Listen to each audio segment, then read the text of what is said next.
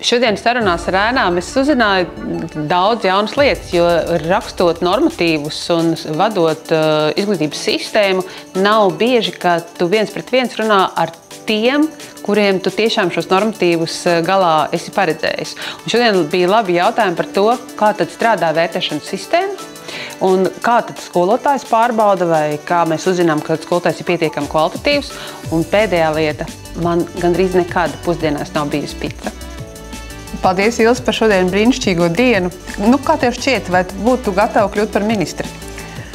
Manuprāt, tas ir viens sarežģīts pienākums, viens sarežģīts amats, bet, manuprāt, es būtu spējīga to darīt.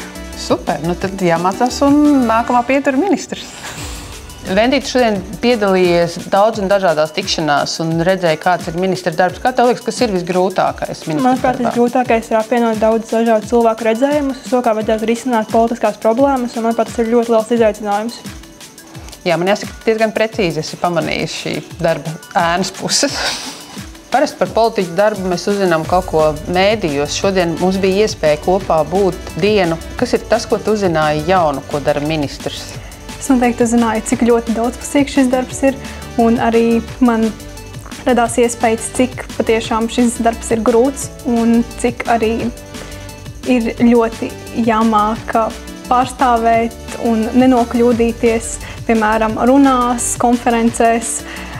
Un šis darbs man radīja tādu iespaidu, ka ir jāmāk pilnībā kaut kas no visa. Paldies, un tāds mazliet supercilvēks. Anna, kā tev likās, kas ir visinteresantākais šodien vērojot ministra darbu?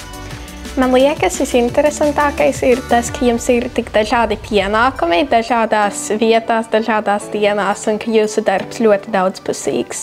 Man liekas interesanti. Es tev piekrītu. Man liekas, ka man ir ļoti interesants darbs. Paldies tev!